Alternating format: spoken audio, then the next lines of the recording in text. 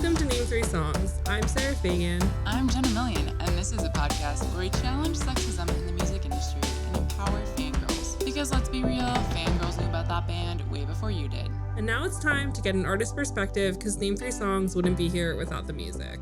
Woo! Once again, we are back, giving Zach Sang a run for his money! Ayo!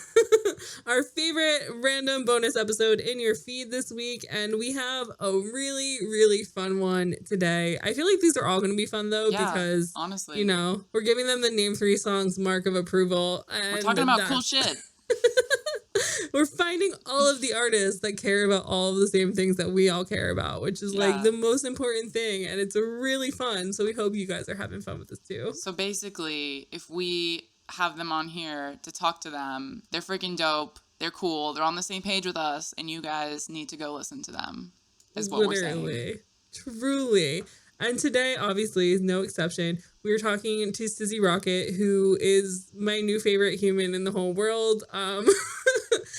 We had such a dope conversation just about like learning everything that you could ever want to learn from somebody who has gone through all the trials and tribulations of being signed and then leaving a label and really just like getting to have the power over their own music that every artist deserves to have. And it's just really exciting to get to hear her perspective about the trials and tribulations of like her career as a punk pop star. Sizzy's originally from Las Vegas. She moved to New York to go to college. She was writing a lot of music, and she ended up signing a publishing deal with Universal. And while she was there working with producers and songwriters and really honing in her craft, she also signed a record deal with an indie label in which she was able to put out some of her own music starting in 2016. And so Sizzy really has a lot of experience on the label side of things. She recently got out of these 8-year-long contracts with Universal.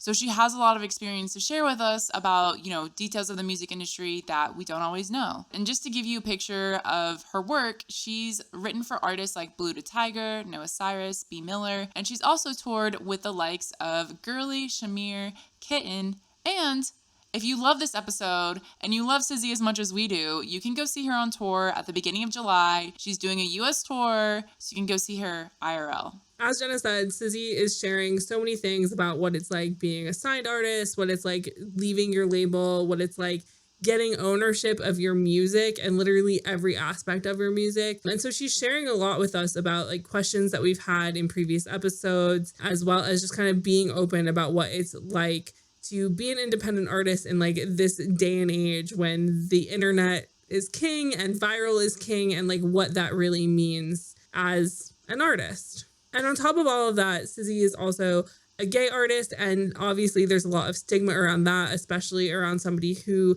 can sing more pop style music. And so we do get into that topic as well. So we are turning over lots of stones today that we've previously not been able to turn over, and I'm really excited for you guys to hear this conversation. So with all that being said, let's get into it. Hi, Sizzy. Welcome to Name 3 Songs. We're so excited to have you here today. Hello. To start this off, we on this podcast talk a lot about how young artists kind of get the wool pulled over their eyes a lot by record labels, kind of promising them the world, being like, okay, like you're going to be our number one focus. Like we think you're amazing. Like we're going to give you everything. Your career is like going to take off and not living up to those promises. And so when you were in your early 20s, you were signed to a publishing deal and that led to you signing on to also be like recording artist. And then 8 years after being trapped in one of those awful record deal situations, you finally came out the other side this past March, correct? Yes. Okay. I'm free.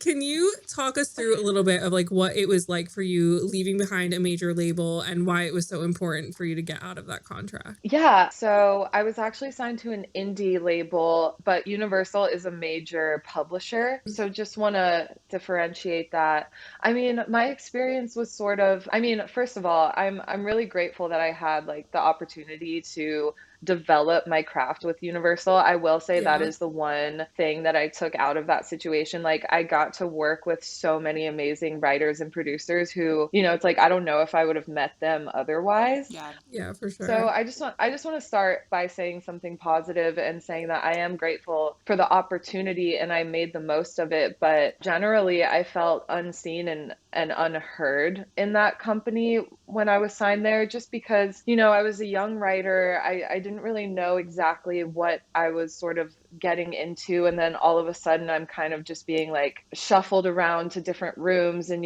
pushed to like write a hit song when, all I've ever wanted to do is like make my art and make a statement and build a legacy and make something real that connects with people. So I sort of got trapped in the game of like writing a hit song, which is Yeah. vicious and political and it's a tough game. So yeah, that was sort of my general experience being signed to a major publisher.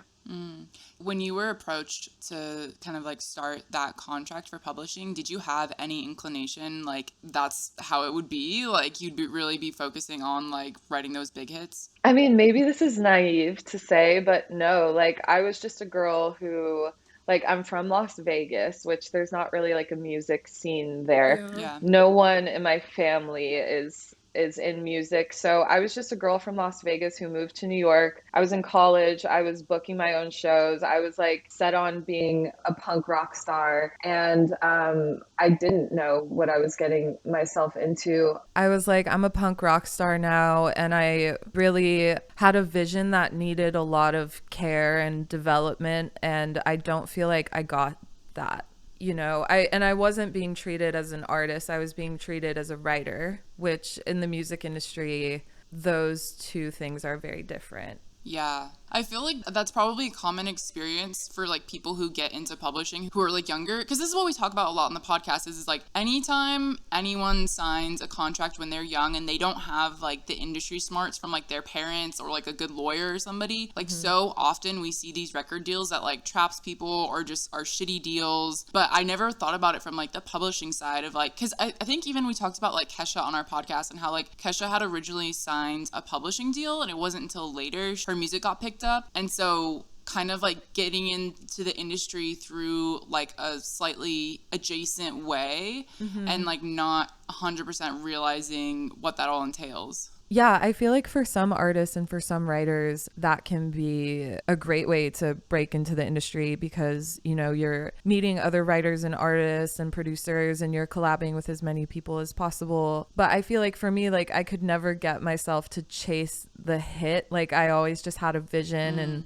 making music was always like something like a raw expression for me. Yeah. And so it definitely felt like I was being pulled apart, like the publisher like pushing me to write a hit, which is, a hit song is most always based on like a trend, and then me wanting to like make the music that I wanted to make, which was not trending at the time. It's interesting. So like Jenna mentioned, we had done this episode kind of about like how in kind of 2010 to like 2014 we had like this weird era of pop music where you had like Lady Gaga, Kesha, and Katy Perry, who were three very different but very camp like pop musicians.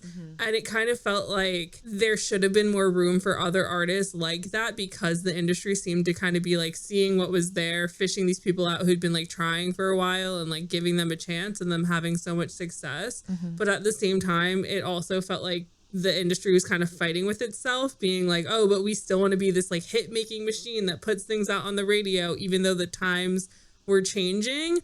Because like the example that I always come back to with this is like there's this band called The Maine who like exists kind of in like this Warped Tour bubble, who got signed to, I think it was Universal or Warner Brothers, one of them, and like they were pushed so hard to like create a pop hit song for that one album that they put out on a major label, and like their music videos for that, they were like plastered in makeup, and it was just like this whole like very out of body situation for like them and their fans, to the point where they kind of like had their fans like crowdfunding for them to like make a secret album on the side so that they could do whatever they wanted, because the label was like, no, we want hits. And so it's just weird, like this juxtaposition of like these three really camp pop stars and like everybody else that's showing up, they're just like, no, make the hits. And people are like, but what are hits anymore? Yeah, totally. Yeah, I actually had a secret. I released songs in secret to my fans too when I was like trapped in my deal.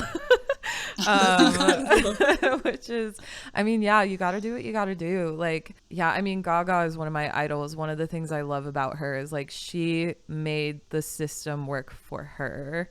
You know, like I feel like she outsmarted the system, which is so inspiring to me. I feel like also so many things have to like line up at the exact right time for artists to have like such a huge trajectory. And like as much as we hate to say it, the industry is so much about who you know and like being around the right people at the right time. When it's like music as art is kind of like hitting on what you were saying before. Like music as art is so like personal and passionate and raw. But then when you put capitalism on it, it turns into the industry and it turns into something else.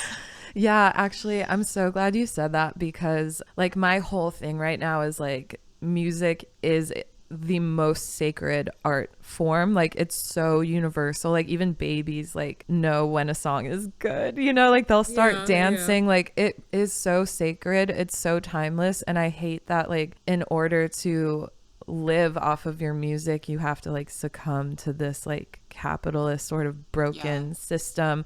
But I think there's a way. That's what I'm fighting for, is music as art. Someone that comes to mind who kind of has also made the system work for themselves but in a very different way is Charli XCX. Yeah, I love Charli.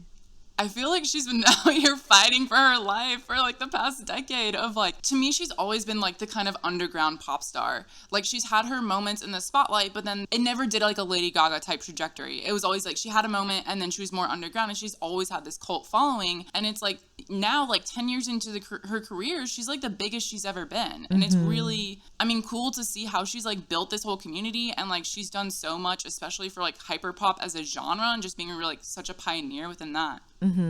Yeah, I mean, yeah, you just never know what's gonna happen. I mean, yeah, always gotta just like keep going, and her music is dope, so we love Charli. Shout out Charli. But the other thing that's really badass and inspiring and just so cool about you is that you own 100% of your masters, as well as like the publishing to your songs, which is super rare and something that we've seen, especially over the past like year or two. Like a lot of artists who have had similar situations to you of like getting trapped in a shitty deal, like going to Twitter to be like, yeah, I have no access to my masters. Obviously, like Taylor Swift is a really big example of this, but also like Ray from the UK has talked a lot about her deal and how like they own her masters, but also like she was always forced to kind of just do kind of like club hits kind of music. Yeah. And so for people who don't really understand, can you kind of, number one, like explain what the difference is between like both owning your masters and your publishing, but also like how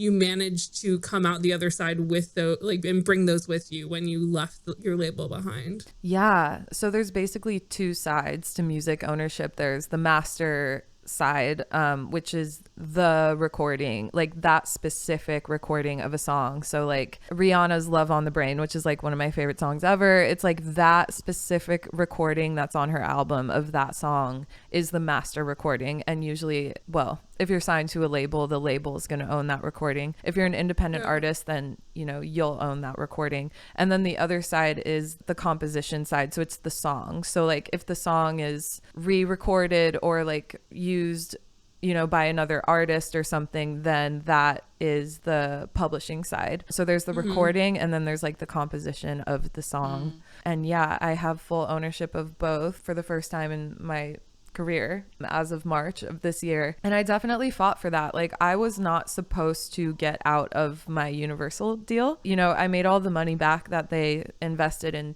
into me as a writer, but which also like honestly just congrats on all of this, because it's so hard for people to get out of these situations. I know. I mean, I was in an interesting situation too, where I was sort of in a production deal under the publishing deal. So I was signed to producers specifically who developed me since I was like 19, and it was just a sticky situation. Like I was sort of treated like a product, and you know, I was sort of coming of age into my sexuality during this whole time, and that was just sort of not treated with Care. I mean, it was a rough situation. So last year, you know, I basically just emailed Universal and detailed everything that I went through with these producers. And I was like, listen, thank you so much for these opportunities, but like, you got to let me out. Cause like, I need to move forward with my life. Like, I can't be tied to these people anymore. Like, I'm artistically, mentally just like so past it. And yeah, it was a lot of legal hashing out, but they let me go. So now every song that I write, you know, from here on out, I will own 100% of, which also means the new album, which is, I don't know, it's so special to me. Like, this is my first album that I'll have full ownership of. But yeah, it was messy for sure. I mean, it always is. Like, dirt under my fingernails, you know?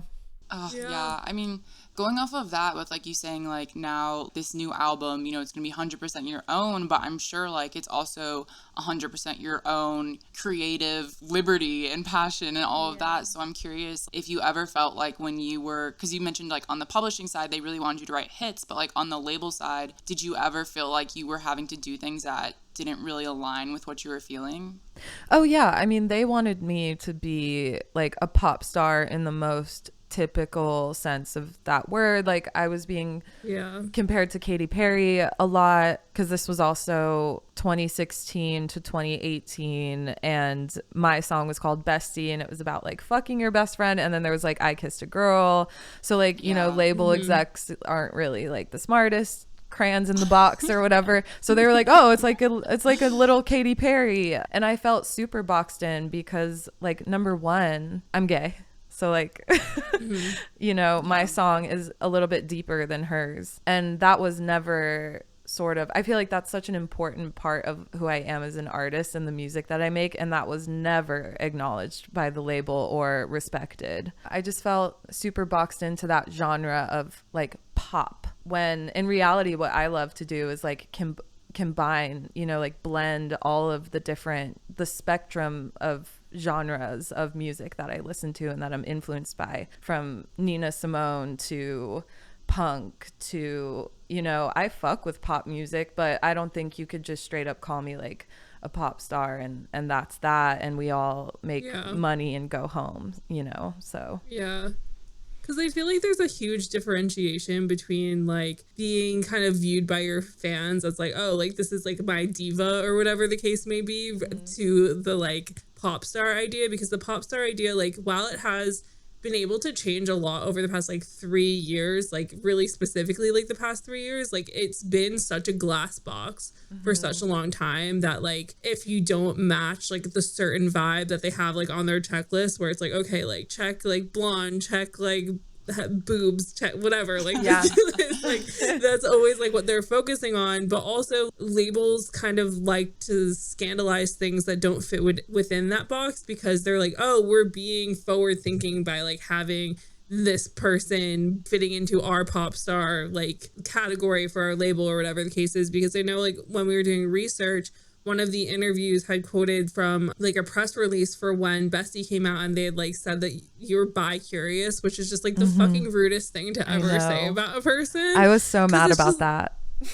Understandably, like I saw that and I just was like if it was like 2005, I could maybe let it slide, because I'm like, okay, Marissa Cooper hasn't come out as bisexual in the OC yet, like it's fine. Nobody understands what being bisexual is. But like in 2016, like that's crazy to think that they would even not even just like ask you to be like, can you clarify like what your sexuality is, so that when we're talking about the song we can promote it properly. Yeah, no, that was actually a fight at the label. Like that was a day I remember where, you know, I was like, I want to come out with the song, like I want to come out, and they were like, no, like the word was ruin, like you're gonna ruin your career, which I'm glad that didn't happen. and that now, you know, there's so many examples of like just out and proud gay artists, but like it's crazy also to think that in 2016 we didn't have that. Like there were no gay female artists that were coming up, you know? I feel like the past few years, but especially like since pandemic and since TikTok, it seems like there's been so much more conversation about like sexuality and gender and like a queer renaissance, if you will. Yes. And it's crazy because it's like it honestly, like looking back to 2016, like you're saying, like it feels like it really wasn't that long ago, but it's like we were just not having the same conversations that we're having now. Like there's words in our vocabulary and how we understand sexuality and how we understand gender and how you present yourself that like didn't even exist in our brains in 2016. So true. So true. I know. And I'm just thinking about like, I'm obsessed with Ethel Cain right now, this trans artist. And just like, you know, watching an artist like that come out and have this like splash of an album and just like be celebrated for who they are by, you know, kids in their early 20s. That's how old I was in 2016. Like, it's so beautiful. It's so fulfilling to watch that and like be part of that, like be an Ethel Cain fan and know, like almost get to tell like myself, my 23-year-old self, like, see, like they were wrong. Like you can be who you are. Absolutely. Yeah, and I feel like that's just like so important because like you said, like there was so little out and proud artists like at that time. And because of that, like so many kids are growing up without having people to really look up to. And it's kind of that funny, weird situation where you have kids now who like don't understand that just literally like 6 years ago, being like, obviously people are still hate crime. I'm not saying that doesn't happen, but like being gay was so much scarier. Yeah. And so many teens and stuff who kind of came into their sexuality and stuff during these past kind of like 6 or 7-ish years. Gay marriage has been legalized. Like a lot more things in liberal states are a lot more safe for queer people. And so it's just this really interesting thing where like they have musicians to look up to. They have all this stuff. Whereas like growing up, being called gay was like the worst thing you could be called on like the school playground or whatever the case is. And you don't have anybody to look up to because people are kind of like there are rumors and mean rumors about people like possibly being gay. And it's just like so crazy that was happening not that long ago, and that labels not that long ago were just being like, oh, a bi-curious anthem, and it's like, what are you talking about? Yeah. And just feeling like with that instance specifically, it's like being overlooked because they wanted to see, you know, a hot female pop star. You know, it's like that's what they wanted. And that's so hurtful. Like visibility and being seen as a queer person is so important, you know, just being like acknowledged for who you are. So yeah, I'm really happy with where the gay community is at with music right now. I mean, it's just so fun. Like Pride this year has been so fun in LA, and just like, yeah, Christina Aguilera like came out at WeHo Pride with like a dildo on, and I was like, that's where we're at. Like, yes. Like, let's go. So I mean, well, for real, coming a long way since like Christina Aguilera, like 1999, totally different situation for probably like how she was treated and same type of thing. Like, look how far we've come. Because the other thing that came to mind, like when you're just saying that, is you were saying like, no, you can't be gay as a pop star. It's like they're literally saying the worst thing you can do as a pop star is be gay, because then you're not for men to ogle anymore. Yeah. And we can't have that, because it just comes back to the fact that like pop stars are expected to be sexual beings and sexualize themselves, and like this is why this conversation is so complicated, is because it's like we as women want to empower ourselves, but like the patriarchy as it stands views women as objects. So there's like this crossing the roads of like, how do we balance these? And I think it's even harder for pop stars, honestly. Yeah, I mean, because I really enjoy being sexy. Like when I'm like in like sex mode, like with what I'm wearing or like what I'm saying, or like I actually made a sex tape like in 2020 for one of my music videos. Like that expression for me is for me. Like I really feel like, you know, comfortable in my skin when I'm just like putting it out there. But then, you know, it's like that, you know, gaze of like, oh, this has to be like for men, like clicks in, and then you're like, wait, no, this is not for you, this is for me. Like don't look at me, this is not you know. That's what's so frustrating. And again, like this is a topic that we talk about ad nauseum, because there is kind of like, when it comes to that glass box that labels or just the world and the media puts like who they assume to be a pop star into, it's kind of that like virgin whore dichotomy of like, oh, you can't be too sexy, but like we also want to lust after you, so like you have to be a little bit sexy, but like if it's too far, then oh no, you're a slut. And it's also that thing where men have like a hard time respecting women that they lust after, and it's like a whole psychological fucking issue that we looked into ad nauseum at this time. At this point, Jenna and I are basically psychology students, but it's just so frustrating when, like you're saying, like you feel comfortable in your skin and you want to be able to do that, and like your fan base respects that, and they're like here for it, and they might also be of like that same mindset, and there are people of that mindset who just kind of view a body as a body, and that's just what it is. But then because specifically America is like such a patriarchal society where everything is like, oh, like a boob for men, and it's like, okay, but other people also enjoy that too, and like I could enjoy it myself, or like whatever the case is, and it makes everything so complicated because you can be viewing it and your typical audience can be viewing something as art, but then if other people get their hands on it, all of a sudden it's like something else, and this narrative is getting spun about an artist that like they never wanted or expected to happen. Yeah, I completely agree. Yeah, I'm so grateful for my fans because they really do see me. They have throughout my career journey, you know, no matter how like unseen or, you know, underappreciated I felt by the industry, like my fans have always seen me, always appreciated me, respected me, supported, you know, my expression, no matter how explicit it is to like, you know, the outer worlds. They get it. And so I'm just grateful for that because it's so powerful. Something that also made me think of is it's like all we can do as women is celebrate ourselves and empower ourselves, whatever that looks like. And if that's making a sex tape music video, like that's for us and for the people who appreciate us and for the people who respect us. And like we can't control how other people are gonna view that no matter what, but we can't stop ourselves from doing that just because somebody might be disgusting about it. And really, it's like it's not our responsibility to like teach people, like educate people to like not be shitty assholes who objectify everyone, but like that's kind of what it comes down to. Is there has to be like a systemic educational thing for men to learn how to like not be shitty assholes, but like that's not necessarily our job. And like if you're someone who wants to educate people, that's great, but you know what I mean? It's like we can't stop doing what we want to do just because somebody's going to perceive it differently than how we intend. Right.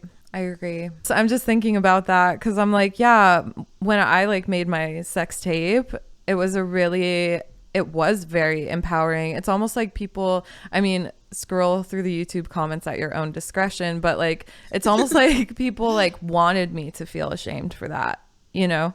They like wanted me to feel ashamed and degraded, but I was like, no, actually that was like one of the most empowering things I've ever done. And like, you know, they don't want to see powerful women. They just like don't. Yeah, absolutely. So, and if they're ashamed, that's on them. Yeah. Like you don't need to carry that. Like that's literally all on them. Yeah, can't take it on. It says more about them than it does you. Yeah. Yeah. Mic drop. Like I feel like that's also kind of the general public's misunderstanding of like the female gaze, because we're so programmed on like the male gaze of like cinema and media and all this stuff of like we're taught what should be viewed as sexy and what shouldn't be viewed as sexy. And then like when women or just people who aren't just like cis white men like view things and like have emotions or attraction to certain things that like they don't think is normal because quote unquote normal is supposed to be like Britney Spears or like Chris Hemsworth or whatever the case is. As people have been growing and kind of like understanding, like becoming more media literate and just like literate of just the spectrum of brains, it's like the female gaze has become such a bigger point of understanding the world. And it's one of those cool things where like a media trope that was used to kind of describe like cinema and that sort of stuff like has encapsulated like a worldview in a weird way, because the male gaze is so specific and like so 2D, whereas I feel like the female gaze is so much more 3-dimensional. And in you doing like a sex tape for a music video sort of situation, like it's people misunderstanding how media is supposed to be taken, because people are viewing sex as like this thing that again, like women are supposed to be conquered by men, and it's a very like black and white viewpoint of what sex is and how sex should be viewed, whereas like so many people are realizing that that's not actually how sex should be viewed or how art should be viewed, because anything can be an art form if you do it in the right way and like aren't doing it in like the very 2D male gazy kind of way, if that makes sense. Yeah, totally. No, sex is art. You just said art is anything. I'm like, I feel like that's a whole other podcast episode. Art is everything. Yeah, totally. So completely switching gears here to talk about some more music industry stuff as it crosses paths with the internet, specifically TikTok. Lately, we've seen just like a very big trend of artists going on TikTok to say things like, my record label won't let me put out this song unless it gets X many pre-saves, or just my record label won't let me put out this song, or until this goes viral or something like that. And like for some artists, that probably is a very real thing. Probably a lot of the artists who like got popular on TikTok then got signed. It's like, okay, well now prove yourself with your numbers on TikTok. But then we've seen artists like Halsey going on TikTok to do the same thing. And you know, after a while it kind of gets like, come on, like Halsey just posting that video period is a viral TikTok moment. So it's not the same for someone like Halsey as it is for an artist who's coming up, who's like just starting in their career. But also labels have always used like marketing trends and numbers to tell artists, yes, you can release this, or no, you can't. Like people have written whole albums that never saw the light of day because like they just felt like it wasn't right for the market at the time. So I'm curious if you have thoughts on like why we're seeing this trend right now, but specifically like why so many artists are like speaking up right now or / complaining. Yeah, just in general, like what are your thoughts? I mean, the reason why I hate it is because, for me at least, like the artist has the power.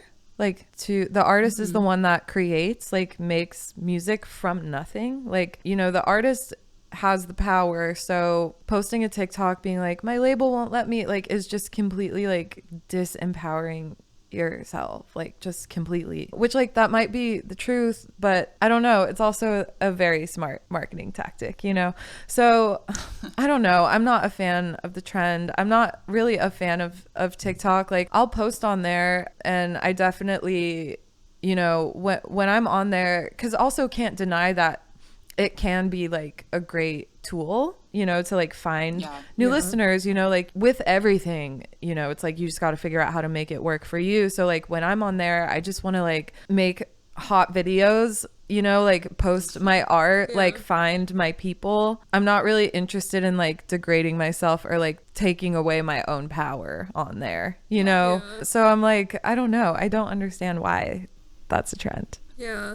Because, like, the icky feeling I always get when I see those videos is, number one, it kind of feels a bit demoralizing, I think, especially when you've seen so many artists, like, kind of go from their bedroom to success by using the app, like Ty Verdes or other artists in that kind of vein. It can be a bit weird to see somebody come on who maybe isn't, like, a big name artist, but, like, has a following, goes on tour, like, is a full-time musician, going on and kind of insinuating that like the head of the label that they're signed to is like standing in the corner with a gun being like, post this video and get viral views or else people never put this song out.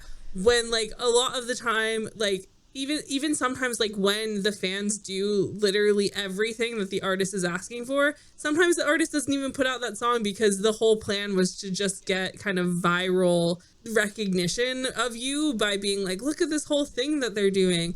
And it's like you said, it feels kind of like demoralizing of the artist, and like to watch it, like it feels like they're cheapening their art by kind of like selling it in that way, because obviously like we've already talked about, like the music industry is a capitalist empire, and like they're using music, which is art, as capital. You can drive yourself crazy like thinking about that for too long. But like Jenna said, it's like labels and stuff have been using numbers and marketing tactics forever.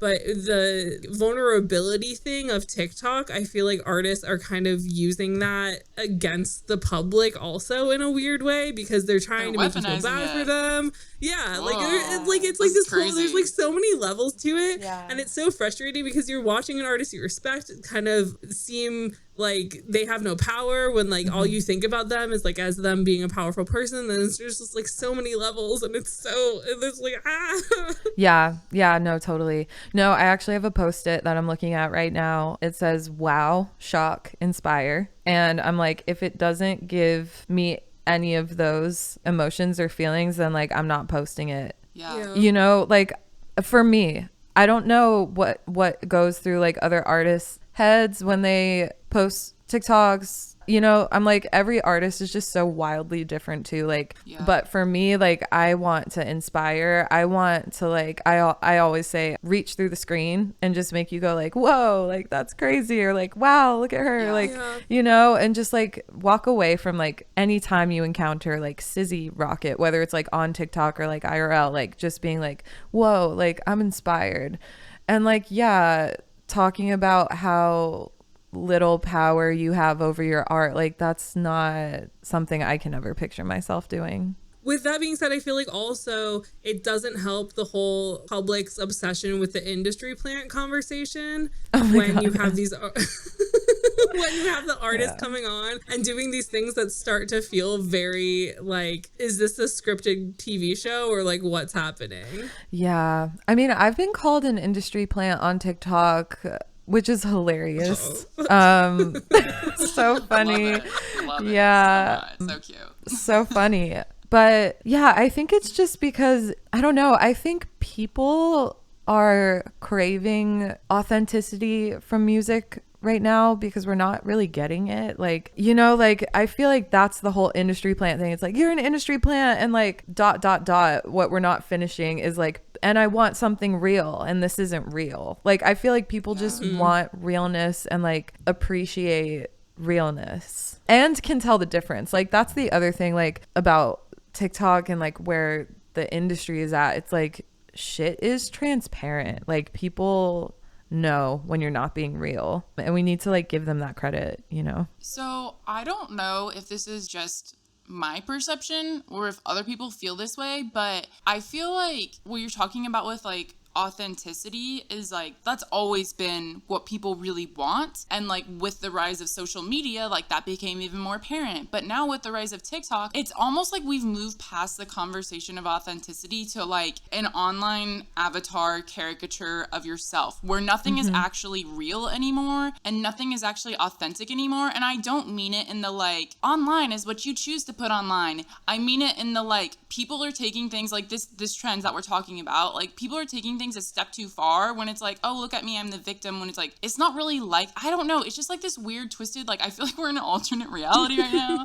But my point in tying this back to the music industries, it's almost like my perspective is that right now popular music is really popular, but like I don't know if it's just me like not having been immersed in that like quote unquote indie alternative scene in a while, because like when I was like a few years ago in high school and college, like that was everything I listened to. Like I did not listen to like top 40 or anything. But now my perception is like changed into paying attention to pop culture a lot more. And I'm wondering if like, I don't know, just like a lot of the conversations that we see online with even someone like Olivia Rodrigo being called an industry plant and like Harry Styles being extremely popular. It's like extremely popular people are extremely popular, but like, is that all we're paying attention to? Because that's not like, if you want authenticity, like that's not the place to look. Like the industry isn't feeding us authenticity, which is like basically what we proved with this whole conversation from the very beginning of them always trying to control what artists do. It's like, if you want that authenticity, don't listen to top 40 radio, like go find Sizzy Rocket and like find your community. You know what I mean?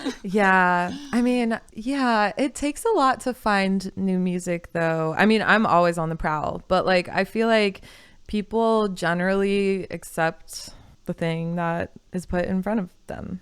You know, the pop culture audience, I mean, you know, I would hope that that's like, I don't know, it seems like we're all pretty like addicted to our screens and just sort of like accept what's there. Yeah. But I feel like we're all sick of being addicted to our screens and like want something real. So it's like, I don't know, I still somehow remain like hopeful that there's going to be a wave of just like real art for art's sake, like just incredible music and art, you know, coming out in the next like 10 years as like a response to like this sort of like fakeness that we're experiencing right now. Yeah. Honestly, yeah. And I feel like a lot of it, like a lot of what I was trying to just explain is like the group, the hive mentality of like, we're too online. Like, we're too fucking online. And I'm Yeah. tired of being online and I don't want to be online anymore. I might just delete all my social accounts. Like, maybe. Yeah. But also, like, something that's really cool with like what you're talking about, like the post-it note on your wall. It's like, that's so important as an artist to like know who you are and like what you care about and what you want to put out there. Because like Sarah's point earlier about like TikTok cheapening your art, like what you're communicating on TikTok like is also an extension of your brand, is an extension of you as an artist. And it's like, if you're just putting out meme content and like my record label won't let me do what I want, it's like, what is that really saying about you as an artist? Not a whole lot. Yeah. I personally wouldn't engage with that tactic, but Yeah. but I don't know. I feel like maybe sometimes the intention is to like, you know, because fans will fight for you. Like my fans will fight for me, but I also want to be really careful and mindful of them when I ask them to do something. You know, like when I rile an emotion out of them, it's very intentional and positive, and not like, I never want my fans to feel bad for me. You know, like that's really important to me. I always want them to be inspired and proud and just like, I'm a Sizzy fan, like I'll rep till I die. And Yeah. I don't think that can be accomplished by like, victimizing yourself. Yeah, TikTok just like turned everything upside down, didn't it? Yeah, well, because like I feel like everything started kind of slowly going upside down, one with like the Instagram stories and people being like, oh, I need to be like a real self, but also that real self still being a persona. And there's like a huge difference between having an artist name and like a like an idea of like who you are when you're making your art, and like having this persona. Because another thing we talk about a lot is like how nobody knows who Harry Styles really is, and how he's like slowly kind of like letting us see who he is as a human, but also like people have just created this parasocial idea of him that's like probably not real. And it's really interesting because I feel like on TikTok, like the people who get really successful are the people who are very authentic. But at the same time, it's like, how can you ever be 100% authentic on the internet? Like, it's all a whole thing. I get like lots of double-edged swords going on in this conversation. Yeah, that's deep. I'm like, wait, who am I?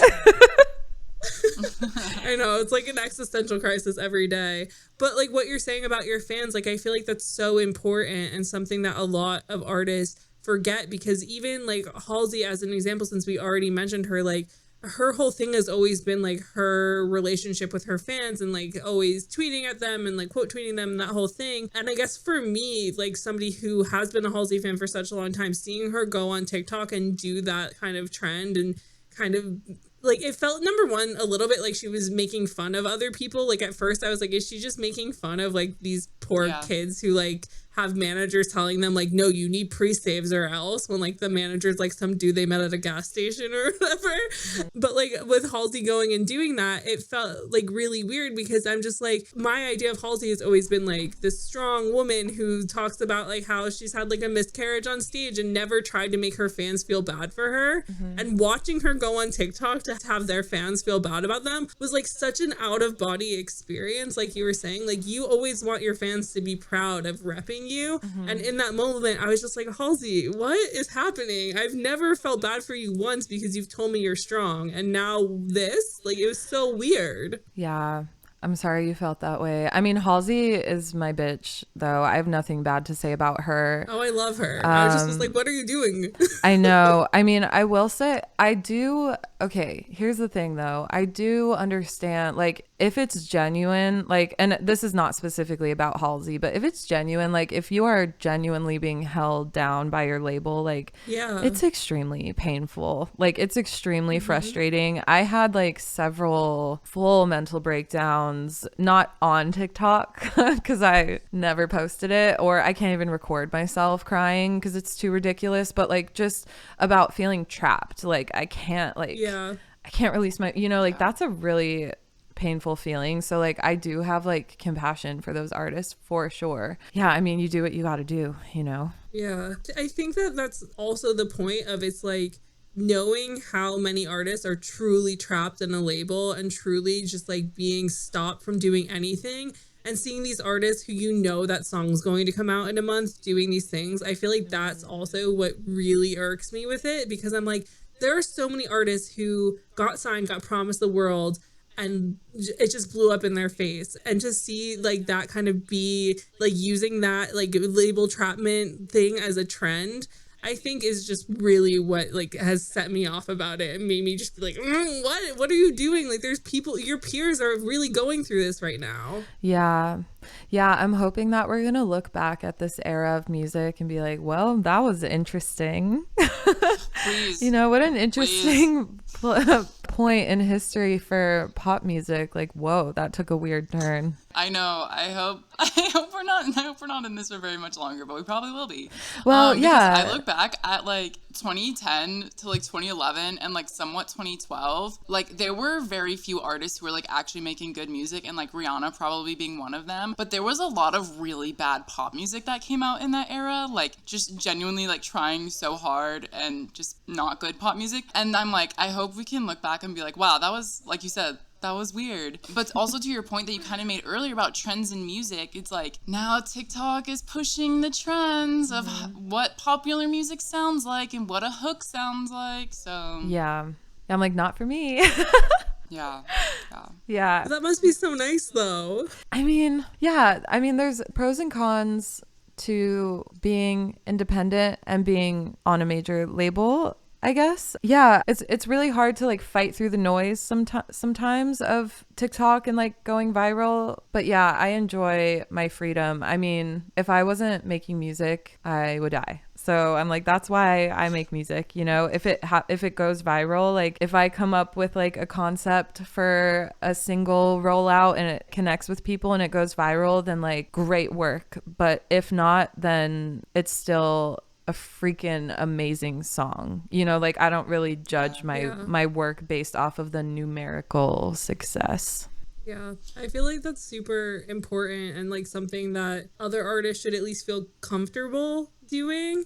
Because I mean, like, obviously people want to succeed, but I feel like if you have that fan base and you have people caring about what you're doing, that's just like the main thing that's really important, right? Oh yeah, 1,000%. Yeah, I mean, that's what music is for to me. It's like, it's about that connection with my fans. So yeah, I'm kind of going through this thing right now where I just spent 2 years on my new album, and it's like, well, you know, if it has a viral moment, great. If not, like, you know, 2 years is a really long time to work on music, and sometimes it takes that long to make like a complete vision, you know. Like, sometimes you don't write a song and it goes viral that day and all of a sudden you have all this success. Like, you know, damn, it takes time. Like, I think that's something that's being overlooked as well right now. Like, being a great artist like takes a lot of time. And, you know, sometimes you're not just going to go viral overnight. Well, I think the other thing that, like, honestly, TikTok has made probably a lot of people lose sight of is, like, think of what we had before TikTok. Even before TikTok, like, before songs going viral on TikTok, there was still, like, it was the equivalent of that was probably, like, oh, if you have a radio hit. Like, you're writing a pop song that, like, if it's a radio hit, then it's, like, really popular, something like that. And it's, like, Sarah, I'm just thinking about, like, the main and, like, how many bands we listened to growing up, like, the 1975 comes to mind. If it's, like, they might have a radio hit, but like that's not like that viral, quote unquote viral moment isn't sustainable. Like, that doesn't equate like long-term supported success. And then, like, how many artists exist that have had huge careers and never had a viral moment.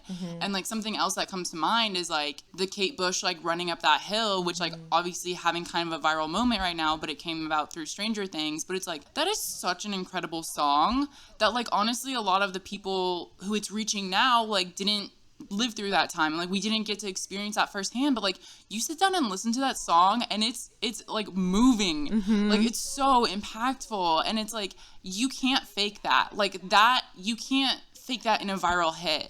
Like, that's true 100% authentic artistry.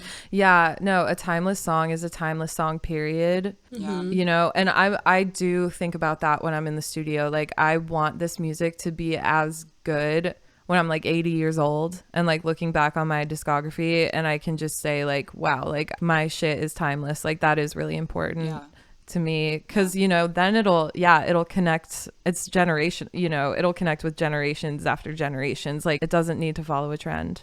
I love Kate Bush. Yeah. And I think it bodes well that like people that like, obviously Kate Bush has stood the test of time with a fellow weirdos, whatever you want to call it, but the fact that like all these people who have gotten so used to being fed like 60-second clips of things, or these like very viral 15-second clips of songs for the song to come out and the song to be trash, to be genuinely appreciating Kate Bush is incredible. And I feel like bodes well for artists like you who genuinely are creating art, because it's like, oh, okay, like these viral moments are going to be a flash in a pan. Like Kate Bush lives forever. Yeah, the test of time is so true.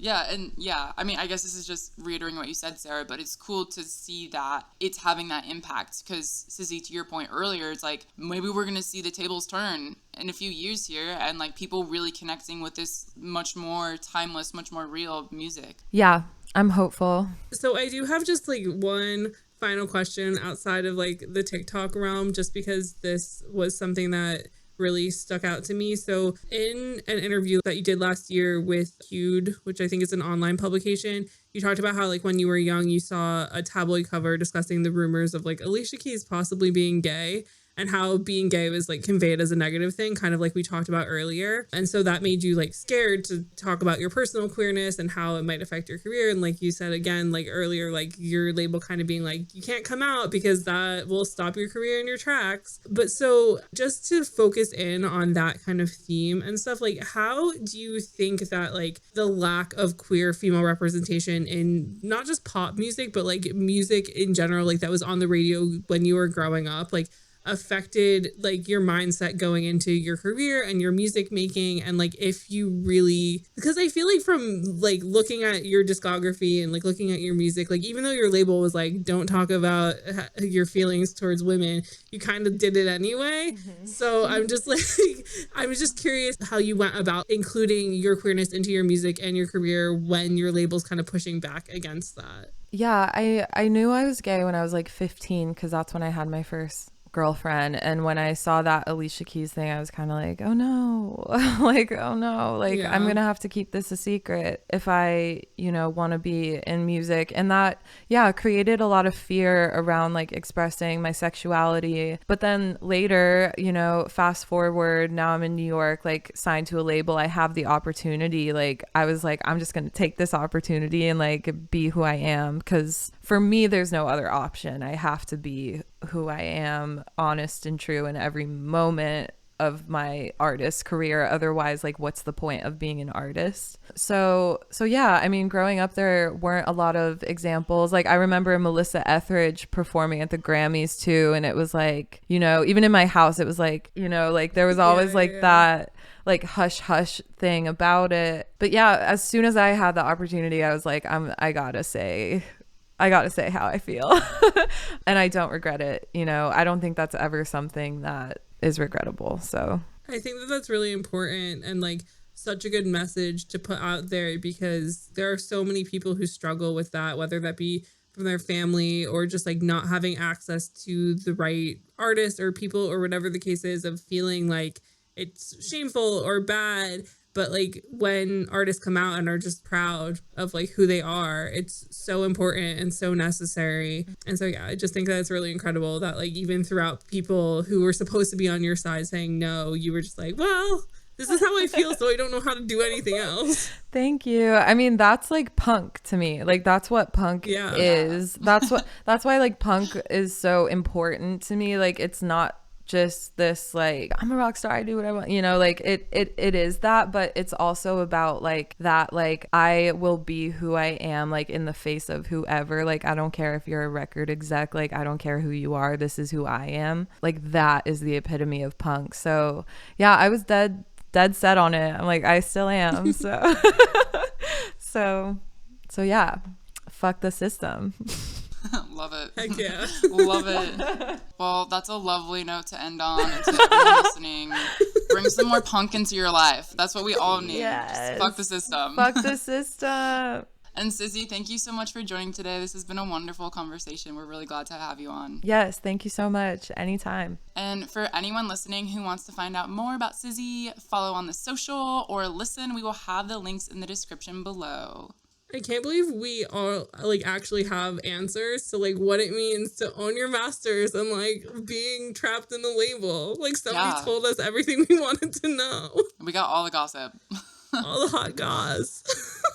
So now the more we do these, the more we'll have answers and the less that people online can be like, this is how the industry works when they don't know anything. And we can be like, well, actually, go to this episode of our podcast and you will learn the truth of how all of this works. Like, now we just need to we need to interview somebody who, like, has had to deal with everybody all the time being like, you're only famous because your dad's famous. And then we can, like, find out what that's like. Send industry plants our way. Alleged industry plants. Send nepotism babies our way, please. We need answers. But for real, Sizzy is so cool, and I love her, and I think you all should love her now too. Yeah, truly. I feel like, once again, we've found another artist that really encapsulates what Name 3 Songs is all about. Some really awesome music. And she's literally on tour like right now, so go check out her website, and you maybe could be able to like get a ticket. So that'd be cool. Go. Tell her we sent you. Yes. And then go say hi at the show and tell her how cool she is because you heard her on Name 3 Songs. That's what we gotta do. Truly though, like important business. But I mean, it's always really cool talking to people who are so open and just like creators of music who are just such big fans of music. Because I feel like, again, we created this podcast because we're just like music fans who want things to be righted. And it's nice when there are artists who are just music fans who want things to be righted, which is just like really, really nice when we can like all come together with the same goals. Absolutely. Absolutely. We're here for it. And we're here to do this more and more and more on Name 3 Songs. So thank you guys for being along with the journey with us. Yes, it's very exciting times, and we're pumped to see where these interviews take us in the future and what other answers we can get for y'all from artists. So if you have any big questions or conspiracies about the music industry you want answered, just let us know. We'll find an artist to give us the answers, because that's been a really good time. So thanks for joining us during this incredible interview on Name 3 Songs. And until next time, don't let anyone make you feel bad about your favorite band. And remember, you're never too cool to listen to Sizzy Rocket. Don't forget to subscribe to be notified when each episode comes out, and leave us a 5-star review. They really help. And remember, you can learn more about Sizzy Rocket by heading over to name3songs.com.